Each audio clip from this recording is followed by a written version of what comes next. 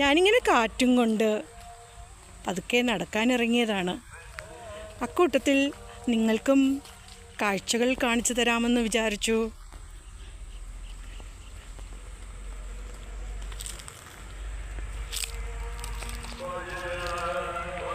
ഇവിടെ അടുത്തെവിടെയോ അമ്പലത്തിൽ ഉത്സവമാണ്. കൊടികേറ്റ് കഴിഞ്ഞു.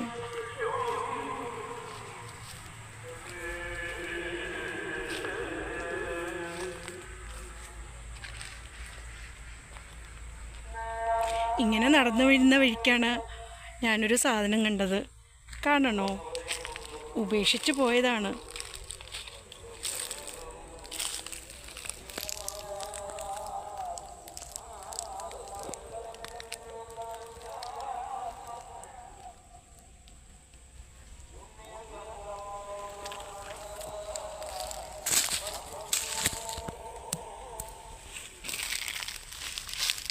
നെയ്ത്ത് വിദഗ്ധർ നെയ്ത്തുണ്ടാക്കിയ കൂട്ടിൻ്റെ അകത്ത് കുഞ്ഞുങ്ങളെയൊക്കെ വിരിയിച്ച് പറന്നു പോയതിന് ശേഷം അടന്ന് താഴേക്ക് വീണതായിരിക്കാം.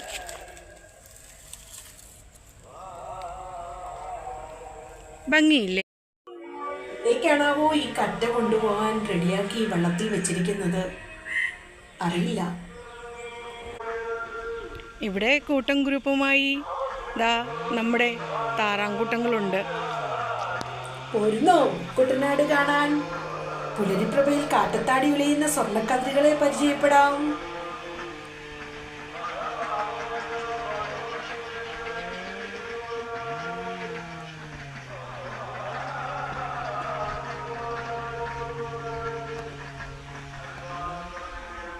കൂട്ടത്തിൽ നിന്ന് മാറി രണ്ടെണ്ണം ഇവിടെ വേറെ. രണ്ടല്ല, 3. പുലരിയുടെ അകത്തളത്തിൽ ഉണർന്നെഴുന്നേറ്റ നാടൻ സുന്ദരികളായ ആമ്പൽ പൂക്കളോട് കിന്നാരം പറയാം. വരുന്നോ? പാടത്തും പറമ്പിലും മീൻ പിടിക്കാൻ കൊറ്റിക്കുട്ടങ്ങൾക്കൊപ്പം നമ്മൾക്കും പോവാം.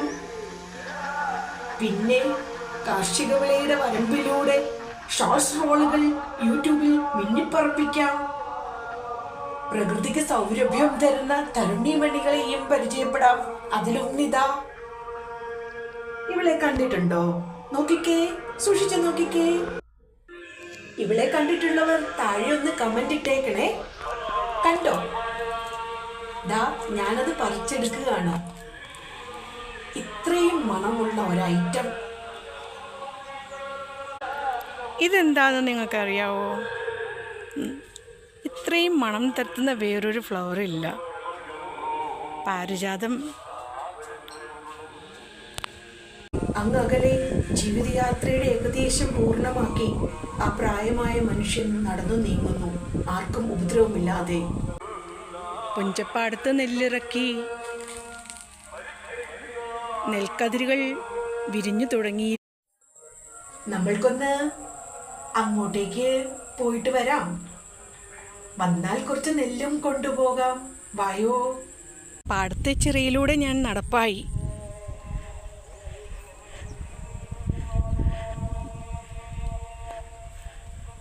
പച്ചപ്പ് പൊതിച്ച നെൽമണികളുടെ ഇടയിൽ കതിരുകൾ കാറ്റത്ത് ആർത്താടുന്നു.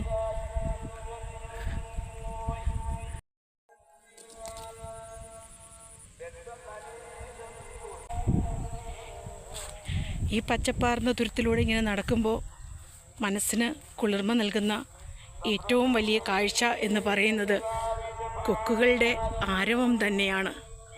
ആ വെള്ള മാലാഖമാർ പാടത്തൂടെ ഇങ്ങനെ പറന്നുയരുന്നത് കാണാൻ ഒരു പ്രത്യേക ഭംഗി തന്നെയാണ്. നെല്ലിൻ്റെ ഉറവിടമാണ് നമ്മുടെ ഈ കൊച്ചു കേരളം.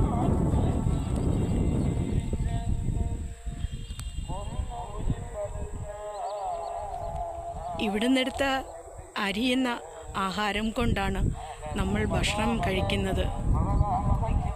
നമ്മൾക്ക് ചോറില്ലാതെ ജീവിക്കാനാവില്ലല്ലോ. ചാലുകൾ കെട്ടി ഇതുപോലെ പറമ്പിലേക്ക് വെള്ളമൊഴുക്കിയാണ് കൃഷി നടത്തുന്നത്. പോയ സുവർണ ദിനങ്ങളെ മടക്കി വിളിക്കാനാവില്ലല്ലോ. എങ്കിലും പാതി നിർത്തിയ ഈ വഴിയിൽ പതിരില്ലാതെ മുൻപോട്ട് പോകുവാനായിരുന്നെങ്കിൽ കാലമേ നിന്നെ ഞാൻ ഈ മണ്ണിനോളം നമിച്ചേനെ. കളകൾ പിഴുതെറിയാൻ അവർ ഈ മണ്ണിലേക്ക് ഇറങ്ങുമ്പോൾ ചെളികൾ തെറിച്ചേക്കാം. അത് കഴുകിക്കളയാവുന്നതാണ്. ആ കറകൾ മാഞ്ഞു പൊക്കോളും. അത് ഈ മണ്ണിൻ്റെ ഉറപ്പാണ്.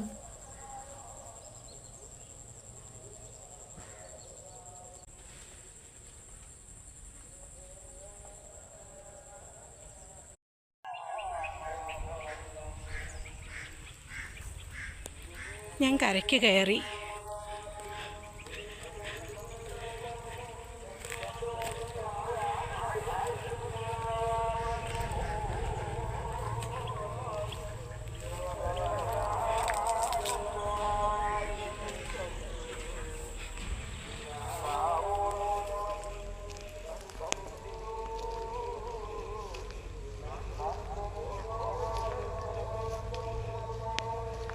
അവിടെ കുറച്ച് സുന്ദരികൾ കുളിക്കുന്നുണ്ട്.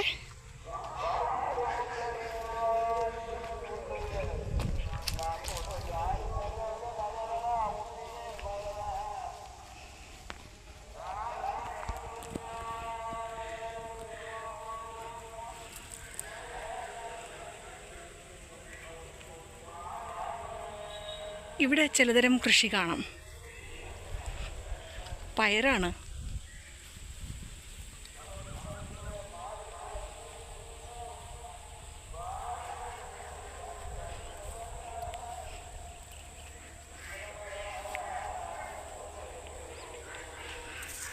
വിത്തിനായി ഇട്ടിരിക്കുന്ന ഈ പയറുകൾ കണ്ടില്ലേ, എന്ത് നീളമാണ്.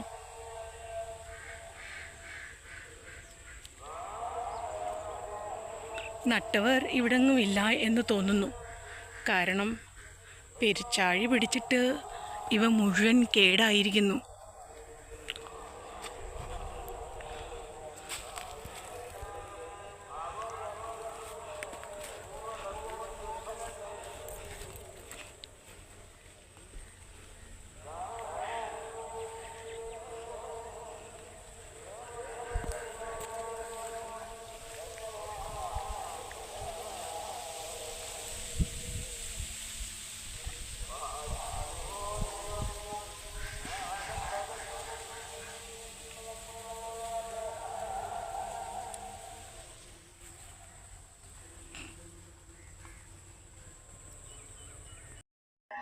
തൊണ്ടയിലെ വെള്ളം വറ്റി വരണ്ടു. ദാഹം ശരീരത്തെ കീറി മുറിക്കുന്നു. എവിടുന്നെങ്കിലും സ്വല്പം വെള്ളം കിട്ടിയിരുന്നെങ്കിൽ. നിങ്ങൾക്കറിയുമോ, ഇത്രയും പച്ച പരവതാനി വിരിച്ചു കിടക്കുന്ന ഈ പ്രദേശത്ത്, ഇത്രയും ജലമുള്ള ഈ പ്രദേശത്ത് കുടിവെള്ളം ഇല്ല എന്നുള്ളത്? കുടിവെള്ളം ഇവർ പണം കൊടുത്താണ് വാങ്ങിക്കുന്നത്. ക്ലോറിൻ കലർന്ന ആ വെള്ളമാണ് ഇവർ കുടിക്കുന്നത്. ആഹാരം കുക്ക് ചെയ്യാൻ ഉപയോഗിക്കുന്നതും അവർ ആ വെള്ളമാണ്. ഒരു മാസത്തോളം എത്ര പണം ചെലവിട്ടായിരിക്കും ഒരു കുടുംബം തന്നെ കഴിയുക?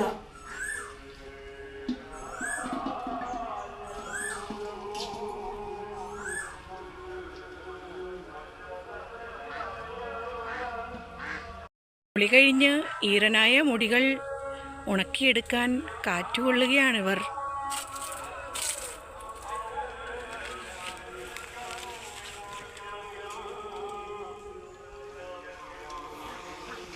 നമുക്ക് ആ സുന്ദരികളുടെ അടുത്തേക്ക് പോകാം.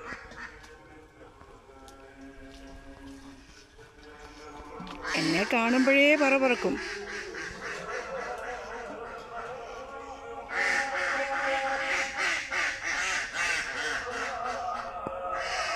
എനിക്ക് ശരിക്കും ദാഹിച്ചു തുടങ്ങിയിരിക്കുന്നു. ഞാൻ ചുറ്റിനും നോക്കി, ഒരു കട പോലുമില്ല. ദാഹിച്ചിട്ട് ഞാൻ കുഴഞ്ഞു വീണേക്കാമെന്ന് തോന്നി.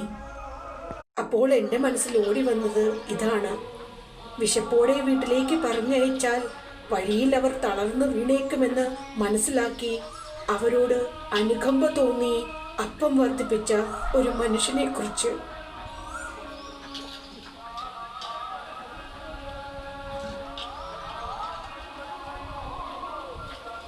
അപ്പോൾ മാത്രം ജീവിക്കാൻ ആവശ്യമായ ധൈര്യം എവിടുന്ന് കിട്ടുന്നുവെന്ന് മാത്രം അറിയില്ല. ഇങ്ങനെ ജീവിതം നീന്തി നീന്തി നീന്തി മുൻപോട്ട് പൊയ്ക്കൊണ്ടേയിരിക്കണം. കാലം കടന്നു പോകും, മനുഷ്യരും കടന്നു പോകും. പ്രകൃതി അതിൻ്റെ വിസ്മയങ്ങൾ കൂട്ടിക്കൊണ്ട് ഇവിടെ തന്നെ ഉണ്ടാവും.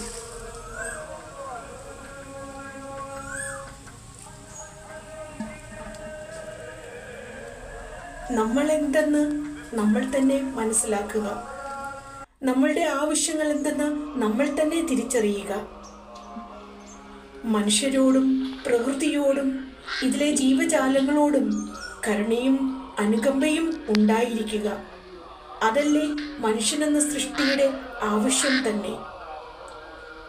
പരസ്പരം സ്നേഹിക്കുക, ഒറ്റപ്പെടാതിരിക്കുക. സ്നേഹിക്കാനാണല്ലോ സഹധർമ്മിണിയെ പോലെ കൂടെ കൊടുത്തതും. കൂട്ട് ആവശ്യമാണ്. അത് സൗഹൃദമായാലും. പൂക്കളെ, നിങ്ങൾ വിടർന്നത് എന്തിനാണ്? കാഴ്ചകൾ നൽകിയത് എന്തിനാണ്? നിറങ്ങൾ നൽകിയത് എന്തിനാണ്? പുഴവക്കത്ത് ഇങ്ങനെ വിരിഞ്ഞു നിൽക്കുന്നത് എന്തിനാണ്? നിങ്ങൾക്കും ഭാവങ്ങളുണ്ടോ? പറയാനുണ്ടോ കഥകൾ? ഒത്തിരി ഒത്തിരി ഒത്തിരി.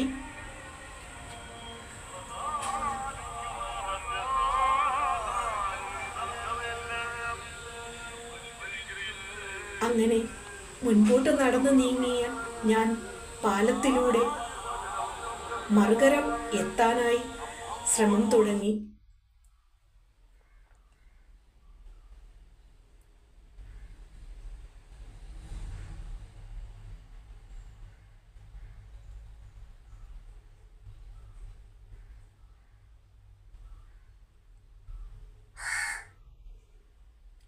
അങ്ങകലെ സുവർണ നക്ഷത്രം ഉദിച്ചു നിൽക്കുന്നു. താഴെ പ്രഭയിൽ ജീവൻ നൽകിയ ജലവും.